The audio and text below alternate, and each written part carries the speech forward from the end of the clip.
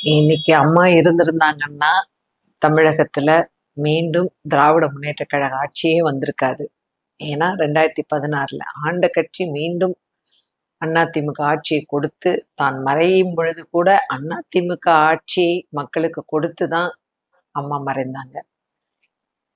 நம்முடைய அண்ணன் எடப்பாடியார் அவர்கள் அம்மா வழியில நல்ல பல திட்டங்கள், வரலாற்று சிறப்பு மிக்கதுன்னா 7.5% ரிசர்வேஷன், அதாவது நீட்டிற்கு மாற்றாக அரசு பள்ளிக்கூடங்களில் படிக்கக்கூடிய மாணவ மாணவியரும் மருத்துவம் படிக்கலாம் என்ற மாபெரும் திட்டத்தை கொண்டு வந்த ஒரு தலைவராக இன்றைக்கு இருக்கின்றார்.